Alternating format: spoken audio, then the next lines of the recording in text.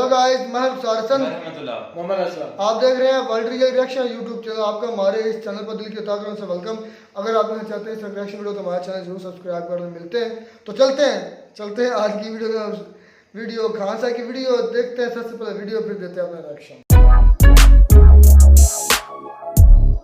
America का labour रहेगा तो एक दिन में 2000 रुपया। चाइना कहता है हमारे यहाँ आओ, हम एक लेबर तुमको 200 रुपया में। और हिंदुस्तान का कोई आदमी पंक्चुअल नहीं है। आपको अगर एग्जांपल देखना है तो स्टेट बैंक में खाता खुलवाइए। देखिए नानी मर जाएगी खाता खुलवाते आधा घंटा ले खैनी लगाएगा। हाँ काम है ना, हाँ लीजिए आप भी खाइए हाँ 9 बजे। यहाँ मानसरोवर झील है, यहाँ से 3 नदियां निकलती हैं, एक सिंधु, एक सतलज और एक ब्रह्मपुत्र। सिंधु सतलज जाके आपस में एक में मिल जाती हैं। तो ये कौन सा है? सिंधु, सतलज, ब्रह्मपुत्र। एशिया में जितनी बड़ी नदियां हैं सब चाइना से निकलती हैं। चाइना अगर सारी नदियों पे चाइना ने बांध बना के रख दिया है। अगर 6 महीने तक बांध के पानी को रोक के अचानक फाटक खोल देगा ना तो पूरे देश में बाढ़ आ जाएगा। पूरे एरिया में क्या आ सकता है? बाढ़ आ सकता है। ये एरिया हो गया आपका कौन सा? सिंधु, सतलज। ये वाला ब्रह्मपुत्र। ये कहां से निकलती है? मानसरोवर झील से। चाइना ने क्या किया? इतना डेवलप कैसे हो गया? चाइना ने ओपन मार्केट पॉलिसी अपनाया। पूरी दुनिया के लोगों से कहा कि देखो आप लैपटॉप बनाते हो, कुछ भी बनाते तो एक ही देश में हो, बेचते हो हर जगह। अगर तुम जाओगे अमेरिका में तो अमेरिका में एक लेबर का जो एक दिन का खर्च है वो 2000 रुपया है। अमेरिका का लेबर रहेगा तो एक दिन में 2000 रुपया लेगा। चाइना कहता है हमारे यहाँ आओ, हम एक लेबर तुमको 200 रुपया में दे देंगे। 200 रुपया एक दिन का देना लेबर दे देंगे। तो कंपनियों ने देखा कि चलो हम अमेरिका में प्लांट डालेंगे तो लेबर खर्चा एक दिन का 2000 है। उतना 2000 में तो हम 10 गो लेबर चाइना में रख देंगे। और चाइना ने ऑप्शन दिया है कि अगर कोई लेबर काम ठीक से नहीं करता है ना, आप एक बार रिपोर्ट दीजिए, मोकरा भगा के दूसरा भेज देंगे। तो चाइना का हर आदमी पंक्चुअल है टाइम से, और हिंदुस्तान का कोई आदमी पंक्चुअल नहीं है। सरकारी नौकरी वाले इतना ज्यादा कोढ़िया किया है साहब कि इस देश को तो 2 गो चौपटे किया सब। एगो नेता, एगो सरकारी नौकरी वाले। और जब सरकारी नौकरी को प्राइवेट करेंगे मोदी जी ना तो सब प्राइवेट वाला चिल्लाएगा, सब सरकारी वाला कि हमको प्राइवेट कर रहा है। अरे तू करता क्या है? तुमको एगो सैलरी चाहिए, उस पे से घूस चाहिए, और नहीं तो काम अटका देंगे सब। उल्टा से एगो पेपर अटक गया कोई दिक्कत नहीं। आपको अगर एग्जांपल देखना है तो स्टेट बैंक में आप खाता खुलवाइए। देखिए नानी मर जाएगी खाता खुलवाते और जाके एचडीएफसी या किसी प्राइवेट बैंक में खाता खुलवाइए। उसको कुछ नहीं, बस अपना आधार कार्ड फोटो दे दीजिए, घरे आके खाता खोल देगा। लेकिन वो नहीं खोलते हैं सर। जब यही मोदी जी कहेंगे कि एसबीआई को प्राइवेट कर देते हैं तो एसबीआई वाला चिल्लाएंगे सर काहे प्राइवेट कर रहे हो? अरे भैया तुम्हारे वजह से जनता प्राइवेट है। यही वजह है कि जब कभी सरकारी चीजों को मोदी जी प्राइवेट करते हैं तो कोई पब्लिक साथ नहीं देने जाती है। वही लोग इसका विरोध करते हैं जो सरकारी नौकरी करना चाह रहे हैं या ऑलरेडी सरकारी नौकरी में है। आप लोग को भी कहते हैं जिस दिन जॉब लगेगा ना आप लोग खुद बचा सकते हैं। ऐसा काम कीजिएगा कि लोग कहें कि नहीं सरकारी तो अच्छा है, काहे लिए इसको प्राइवेट कर रहे हैं लोग। लेकिन जनता का, मोदी जी इसको पकड़ लिए हैं कि जनता का समर्थन नहीं है सरकारी वालों को। एक बार नौकरी मिल गया कौन पूछता है काम को? चाइना में ऐसा नहीं है। चाइना में अगर आप काम नहीं करेंगे अच्छा से तो भगा देगा आपको, आप खटते रहिए। तो देखा गया कि वहाँ चाइना में डिसिप्लिन बहुत ज्यादा है। अगर वहाँ किसी वर्कर को बुला दिए 8 बजे तो वो 8 बजे आएगा। यहाँ किसी मजदूर को 8 बजे बुलाएंगे तो 9 बजे आएगा, आधा घंटा ले खैनी लगाएगा। हाँ काम है ना, हाँ लीजिए आप भी खाइए हाँ 9 बजे। वो आएगा ना तो उसको अपना टाइमिंग नहीं दिखेगा कि हम 8 बजे की जगह 10 बजे आ रहे हैं। और जब उसको जाना होगा 5 बजे ना तो 4 बजे से कपड़ा वपड़ा हाथ धोना तैयार करें, मतलब उसको जाने का टाइम हुआ दिखेगा, आने का नहीं दिखेगा। तो हर जगह यही चीजें चाइना ने कंट्रोल किया जो दुनिया में अन्य जगहों पर हो रही थी। पूरी दुनिया के लोगों को कहा कि देखिए आपके यहाँ मजदूरों की ये समस्या है, ये है, आपको मजदूरों की शिकायत करना है। हमारे यहाँ कोई मजदूर शिकायत करेगा हम गोली मार देंगे उसको। 10-15 को मजदूर को गोली मारा, बाकी कोनो मजदूर शिकायतें नहीं करता, आएगा टाइम से, काम करके टाइम से चल जाएगा यहाँ पर। ये देखा विदेशी कंपनियों ने तो चाइना में चली गई। चाइना ने कहा कि आप टेंशन नहीं लीजिए, हम आपको सड़क देंगे, आपको कहीं जाम हम नहीं फंसेगा। हिंदुस्तान में अगर सुधा दूध वाला आ रहा है ट्रक लेके, जाम में फंस जाएगा उसका 3 घंटा। गांधी सेतु पुल पर उसका आधा दूध ट्रके में फट जाएगा वहां पे। यहाँ पे चाइना का ये सब समस्या नहीं है। हम आपको इकोसिस्टम देंगे, हम यहाँ पर 1 नंबर व्यवस्था देंगे। यहाँ कोई लेबर यूनियन नहीं होगा। हमारे यहाँ कोनो लेबर को कोई सस्पेंड कर दिया, हमारी मांगे पूरी करो, हड़ताल मारो, फैक्ट्री जला दो, ये कर दो, मारा चाइना धज्जी उड़ा के रख दिया। तो कहीं ना कहीं अपनी बर्बादी के लिए हम लोग भी जिम्मेदार बन जाते हैं। सरकारी कर्मचारी वाला उतना अच्छा से काम नहीं करते हैं। तो चाइना बहुत डेवलप कर गया, इतना इकोसिस्टम कर दिया कि पूरी दुनिया की कंपनी यहाँ आने लगी। अब सिंपल से समझिए ना, एप्पल कंपनी जो है सेम मोबाइल अगर कैलिफोर्निया में बनाती है और वही मोबाइल कोई चेंजिंग नहीं करके चाइना में बनवाती है तो चाइना में लेबर कॉस्ट सस्ता होने की वजह से कैलिफोर्निया में बने मोबाइल में और इस मोबाइल में लगभग 20,000 का अंतर आ जाता है। तो कौन कंपनी कौन खरीदेगा वही मोबाइल? अगर कैलिफोर्निया का बना है तो 1 लाख में, और वही मोबाइल अगर चाइना का बना है तो 80,000 में। दोनों तो एप्पल है, दोनों में सारी चीजें सेम होती है, बस उसके अंदर क्या है, लेबर कॉस्ट ज्यादा थोड़ा सस्ता है और लेबर फुल टाइम वर्क करके देते हैं और वो स्किल्ड लेबर देता है। ऐसा नहीं कि लेबर स्किल नहीं है, हमारे पास लेबर मल्टी टैलेंटेड है, स्किल्ड कोई नहीं है। हमारे यहाँ लेबर को कहेंगे पेंट मार दो, कहेगा हाँ पेंट मार देंगे, कहोगे ईंटा ढो तो ईंटा भी ढो देगा, कहेगा गाड़ी चला लेते हो, हाँ साइकिल चला लेते हैं, हर काम में कर देगा। चाइना में ऐसा नहीं है, उसके यहाँ स्पेशलिस्ट हैं सब, अब बहुत बेहतरीन ढंग के स्पेशलिस्ट हैं। इस वजह से इंडस्ट्रियल हब बन गया चाइना, और उसके अंदर डिसिप्लिन भयानक है। एक बच्चा नीति, यानी चाइना में 1 के बच्चा हो सकते हैं तो 1 के, और हमारे यहाँ तो होने दो ससुरा, कोई दिक्कत नहीं है, पैदा करते रहो। महिलाओं ससुराल लोल हैं, ओकनियों के अच्छा लगता है 8-8 गो पैदा करना वहां पे। उसके बाद कहेंगे से बीमारी हो गई लो, हमारा यूटरस खराब हो गई, बच्चेदानी के ऑपरेशन करी लो। तो चाइना बहुत ज्यादा स्ट्रिक्ट रूल होने की वजह से फॉलो हो गया, और हमारे यहाँ ऐसा नहीं। दूसरा, चाइना में चुनाव का झमेला नहीं है, वहां एक ही पार्टी है और 10 साल के लिए चुनाव होता है। हमारे यहाँ सबसे बड़ी समस्या कि एक बार चुनाव होगा प्रधानमंत्री का और हर साल चुनाव होते रहेगा मुख्यमंत्री के लिए, अगली बार कहीं और होगा, अगले साल कहीं और होगा। तो हमारे यहाँ के नेता 4 साल में 5.5 साल तो चुनाव में बिजी रहते हैं सब, तो इसलिए डेवलपमेंट का एक और रास्ता कम होता है।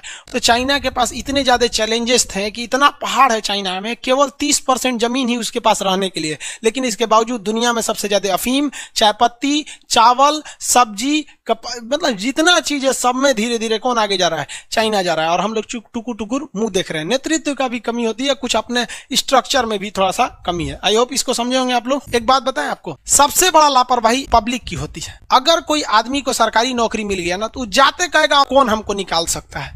अब प्राइवेट में जाते सर बैठिए बैठिए बैठिए तुरंत यहाँ पे। तो दुनिया में चाहे वो नौकरी हो, चाहे कर्मचारी हो, या टीचर हो, या दोस्त, परिवार, पति पत्नी, कुछ भी हो, रिश्ता चलता है केवल 3 चीजों की वजह से। एक होता है आपकी इंसानियत, सबसे पहला होता है आप में ह्यूमैनिटी होनी चाहिए, इंसानियत होना चाहिए। दूसरा क्या होती है इंसानियत के बाद?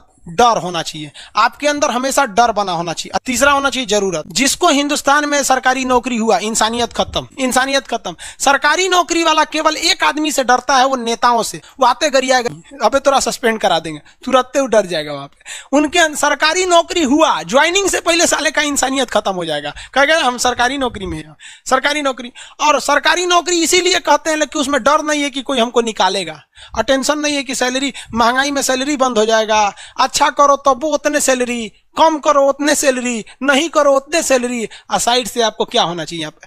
प्राइवेट नौकरी वाले क्या करते हैं सब? कुछ नहीं करते हैं सब प्राइवेट नौकरी, वो डर बना के रखते हैं सब, और जरूरत बना के रखते हैं सब। प्राइवेट नौकरी वालों को अगर 20,000 रुपया सैलरी देना है ना, तो कभी भी 20,000 नहीं देंगे सर, सैलरी देंगे सर 10,000, और कहेंगे सर अच्छा काम करेंगे ना तो ये 10,000 दिया जाएगा, इसे कहेंगे सर इंसेंटिव है। तो आदमिया ना कमवा कहता साला खराब करेंगे तो 10,000 मिलेगा, बढ़िया करेंगे तो ये। और सरकारी नौकरी वाले एक और हचाक दे ले जाइए, ये समझ में आया कि नहीं? चाइना यही कहता है, चाइना के यहाँ सैलरी ये नहीं है, चाइना के पास इंसेंटिव है, अच्छा काम करेंगे मिलेगा, नहीं तो ऐसा भी हो सकता है 1 महीना काम किए 1 रुपया नहीं मिला।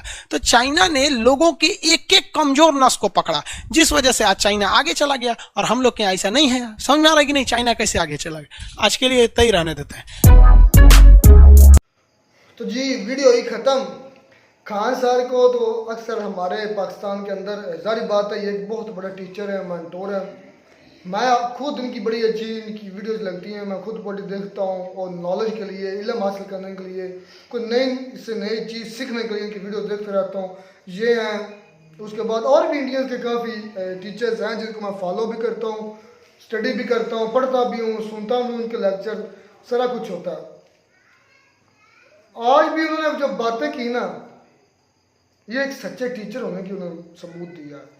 टीचर होते ही सच है, असल टीचर वही है जो अपने बच्चों को हकीकत बताया। इन्होंने बताया है अपने मुल्क का और चाइना के मुल्क का, जो उनके लोगों के डिफरेंस है, काम करने का तरीका।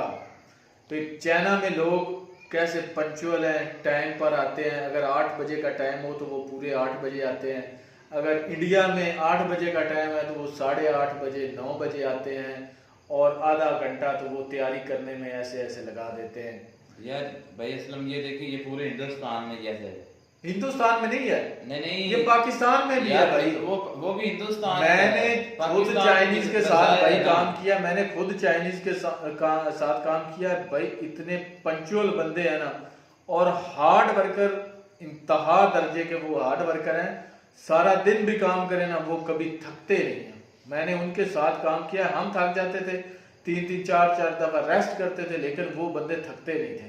क्या वजह बहुत थी? मेहनती थे थकते क्यों नहीं थे? भाई। उनकी एक तो खुराक ज्यादा चीजें वो उबली हुई खाते हैं, दूसरा वो गर्म पानी ज्यादा पीते हैं। मतलब गर्म नहीं, नॉर्मल, गर्म इतना ज्यादा नहीं कि मतलब रूम टेम्परेचर पर, रूम टेम्परेचर पर हाँ।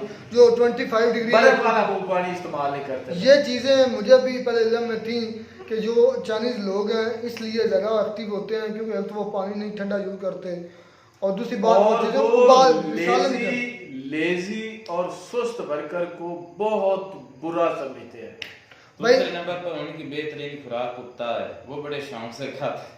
नहीं वो तो वो सभी ऐसे खा, ज्यादा वो रहते तो हैं। नहीं, हर चीज खा को वो जाते तो हैं। जो भी नजर आती चलती लेकिन फिरती मेन वो खा यही लेते है हैं। ना कि वो मेहनती बहुत है। अच्छा, टाइम इधर- पे पाबंद है, मेहनती हैं, और जो उन्होंने काम करना होता है उसको कंप्लीट करते हैं अपने दिए हुए टाइम पे। भाई इधर वो तो मेहनती हैं ही हैं, वो उनकी खसूसियात हैं जिसकी वजह से आज वो दुनिया की दूसरी बड़ी इकॉनमी है, और आई थिंक आने वाले चंद सालों में मुझे लग रहा है कि वो दुनिया की सुपर पावर चाइना नज़र आ रहा है। बात ये है, वो तो उनकी मेहनत है ही है। बात ये है कि खान सर ने अपने स्टूडेंट के साथ कितना अच्छा तरीका अपनाया कि उनको सच बताया।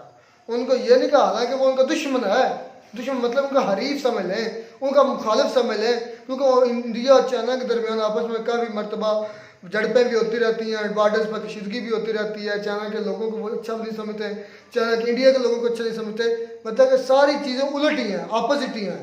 लेकिन इसके बावजूद भी अपने स्टूडेंट्स को ये बात बता रहा है कि आज चाइना अगर दूसरी इकॉनमी है तो वो पंक्चुअल की वजह से, मतलब उनकी तारीफ कर रहा है। अगर भाई तारीफ कर रहा है तो सच बोल रहे हैं। अगर कोई आपका एनिमी है ना, कोई दुश्मन है, जैसे हम समझते हैं, हमारी आवाम भी समझते हैं, हमारा मुल्क भी समझता है कि इंडिया हमारा दुश्मन है।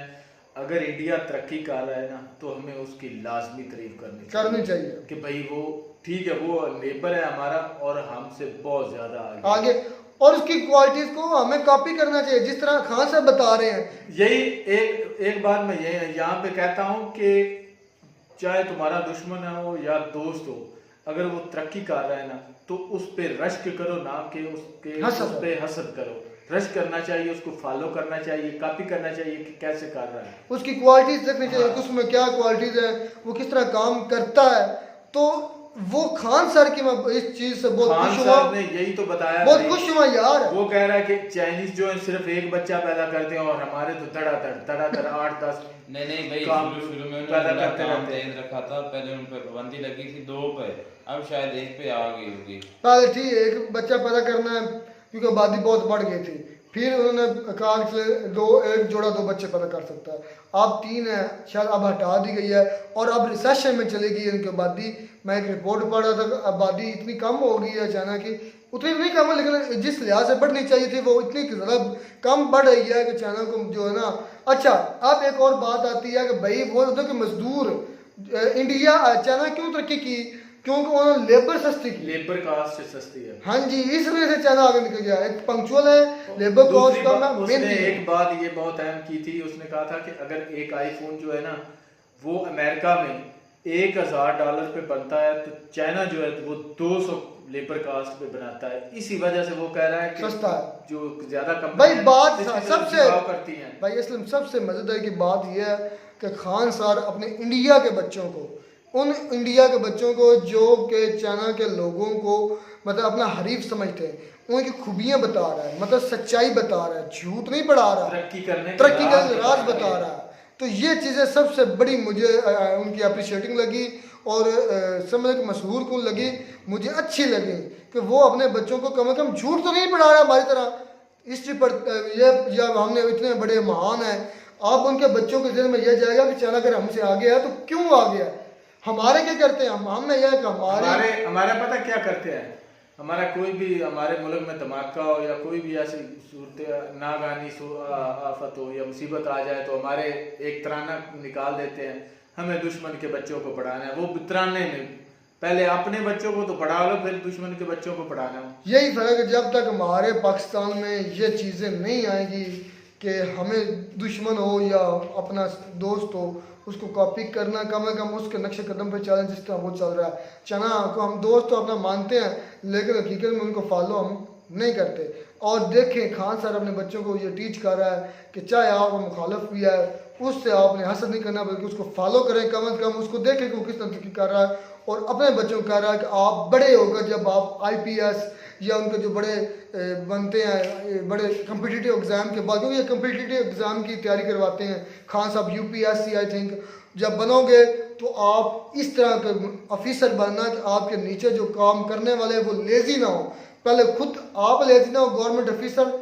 यही भाई बड़ा मसला है कि पाकिस्तान हो या इंडिया या क्षेत्र में गवर्नमेंट, और जब प्राइवेटाइज करना चाहते हैं, क्योंकि प्राइवेट वही लोग होते हैं प्राइवेट कंपनी में फर्म में बहुत धड़ाधड़ काम करते हैं, लेकिन जब वो आते हैं गवर्नमेंट में इस तरह जिस तरह वो उनके जिस समय को जान ही लेट जाते हैं, क्योंकि पता है गवर्नमेंट में पैसे दे देते हैं।